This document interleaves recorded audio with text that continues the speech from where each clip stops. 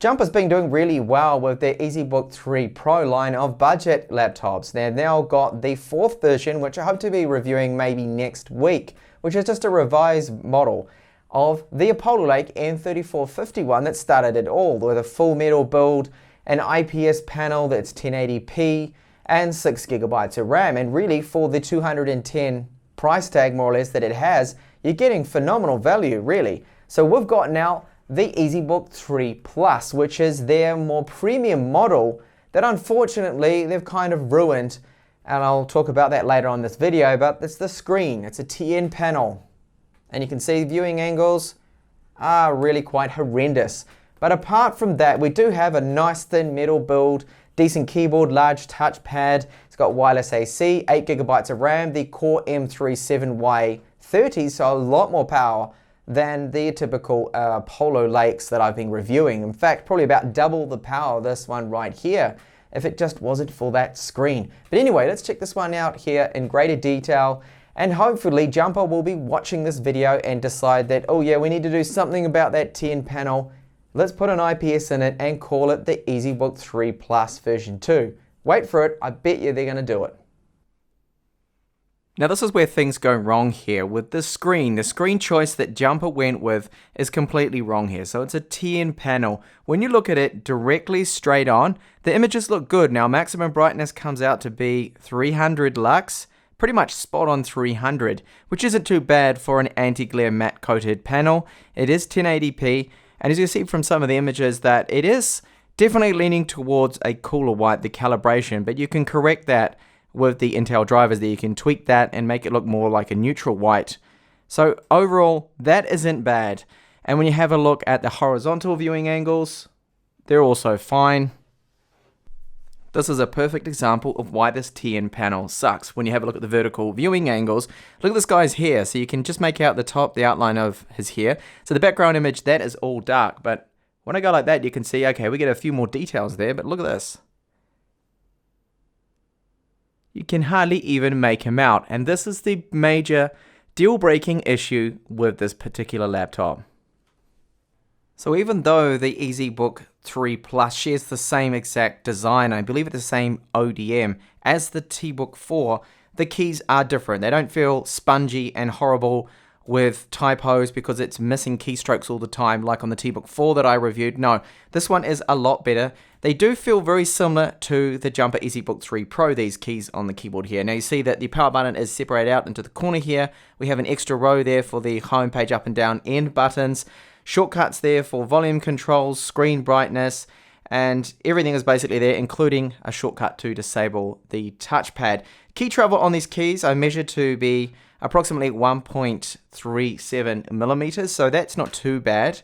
And overall, it's a decent keyboard because I'm not getting any typos on it, and I'm not getting missing keystrokes. The touchpad is also very decent. It's nice and large. It is a precision touchpad, so you can customize gestures. Accuracy seems to be quite good. You can even set up options like when you plug in an external mouse that it will automatically disable itself.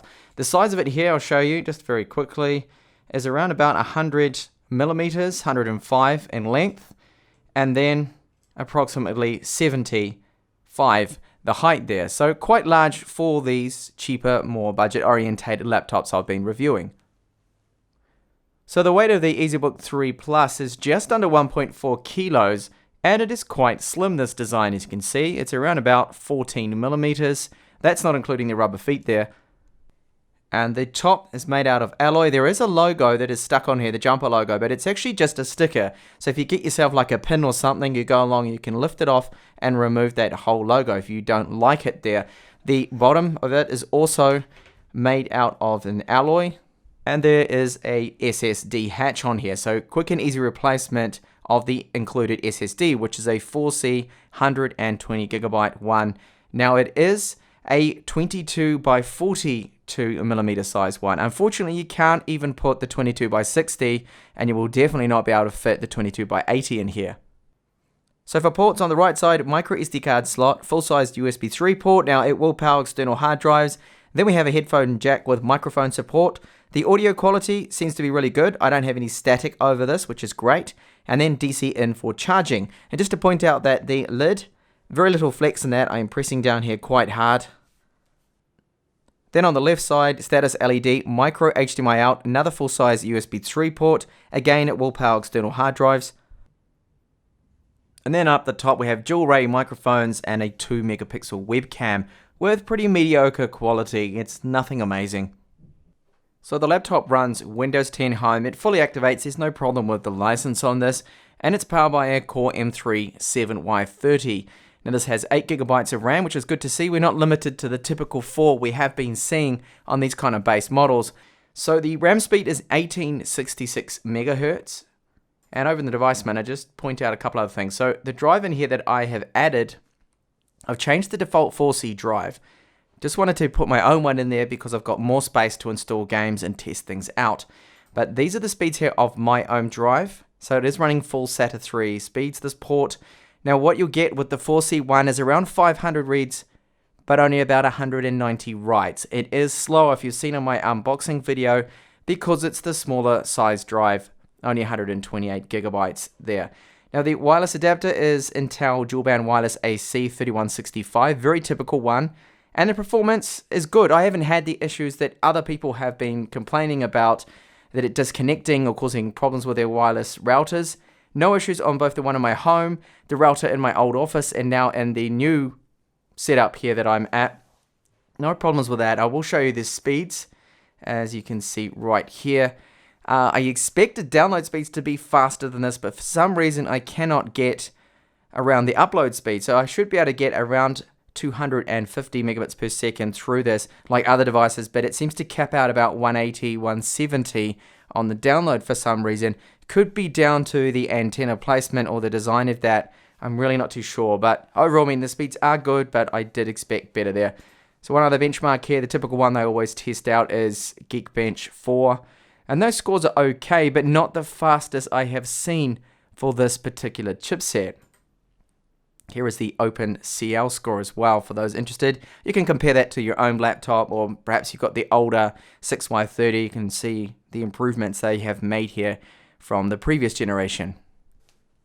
Now the GPU that it runs is the Intel integrated HD615.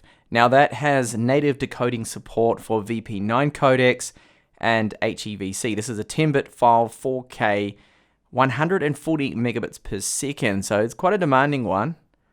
But you can see that it plays this back flawlessly.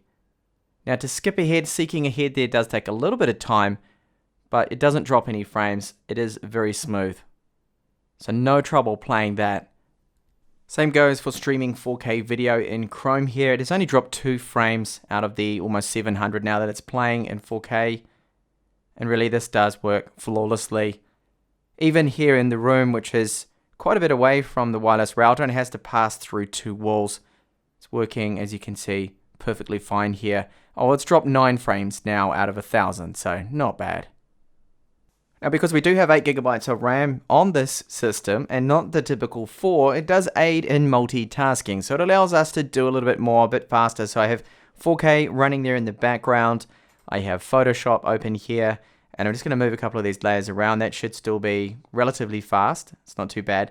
Now Photoshop, I find that with the major edits, you will run into slowdown. So if you've got hundreds of layers or something like that, then don't expect that kind of performance. You really need something like a Core i5 for that. And the same goes with video editing. You can do some light video editing on the Core M3s, but only 1080p. If you try to do 4K, it just bogs down and becomes impossible. You really need an i7, I feel, for that. And I do have League of Legends there running too, but that hasn't gone into the whole game there. Speaking of gameplay, let's test this out now and see how it performs. So League of Legends here, 1080p on the very low setting, getting over 100 frames per second. So it's about twice the speed of the Intel Celeron N3450, the common chipset that I have been reviewing lately in most of these laptops. So it is very playable. In fact, I can probably tweak that slider right up to, I would say, high and still get playable frame rates here. Let's have a look how it handles it. Yeah, I mean, we're still around 80 frames per second on high, and it does look really nice. Well, it's dropped down to 60, but still very playable here. And then Dota 2, this is a bot match here, 1080p on the faster settings. hovering around the lower 70 frame per second mark. So again, this one also perfectly playable here. These lighter titles, they run just fine. And even Counter-Strike running 1080p is getting, well, scraping over 30 frames per second, so just playable.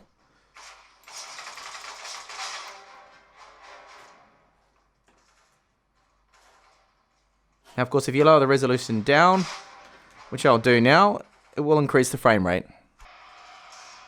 So it's given us a slight little boost there in the frame rate, 720p. Oh, and I still can't aim.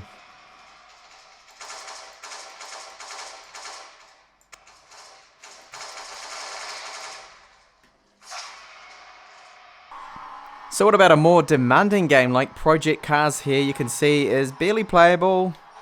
20 frames per second isn't really ideal.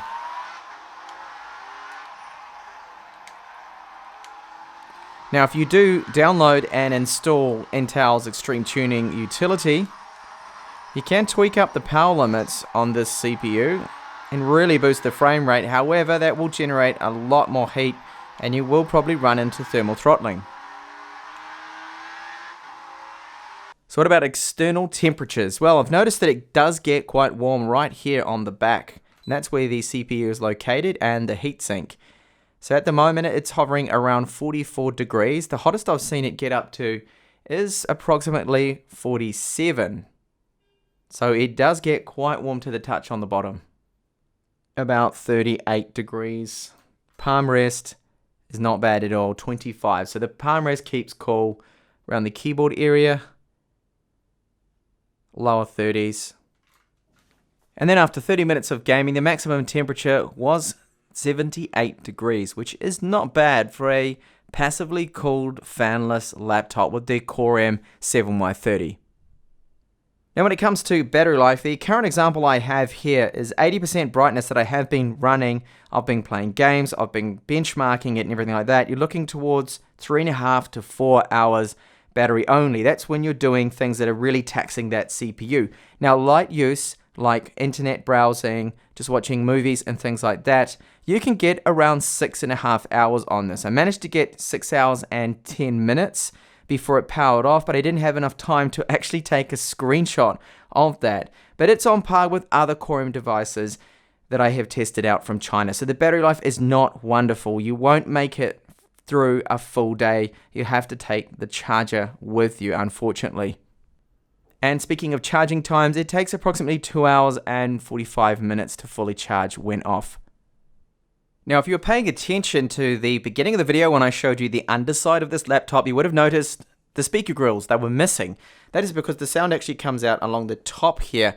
Now, they're not wonderful sounding speakers. I will give you a sample of them now. They do vibrate at 100% and they're pretty flat, and I really do wish they were just a little bit louder than what they are.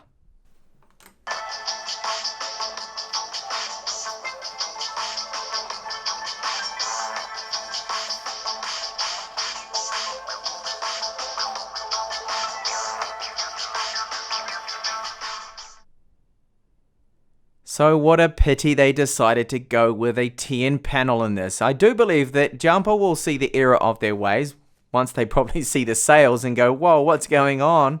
They'll probably swap over to an IPS panel, and then I wouldn't have any problems recommending this. That is not a bad notebook. We've got that large touchpad. The keyboard's actually fairly decent. Now there is another con apart from that screen, the TN panel of course being really bad with the vertical viewing angles, that it does get quite hot, and the battery life isn't particularly wonderful. I mean, you've got a maximum of around 6.5 to 7 hours if you're really taking it easy on the battery there. And if you do something demanding, like if you're editing a 1080p video, if you're multitasking a lot, you have about 10 tabs open in Chrome, then you can only expect around 4 to 4.5 hours, which isn't really a lot, but it's kind of on par with other notebooks that I've been reviewing and looking at recently, at least the Core M3 ones. So the overall build is decent. The front-facing video camera, well, it's not wonderful. The microphones on them, they do tend to pick up and sound a little bit muffled, a bit of static on them. The speakers as well aren't particularly great, but overall, they're not too bad. It is a decent package if it just wasn't for that screen in there. If they could fix the screen, perhaps improve the thermals a little, or put a larger copper heatsink in there, and increase the speaker output, then you have yourself a very decent notebook, I feel. So look out and wait for the EZBook 3 Plus. Don't get this right now. Wait for that hopefully revised version that I'm pretty sure they're going to bring out. Thank you so much for watching this review, and I do hope to catch you back in the channel soon. Bye for now.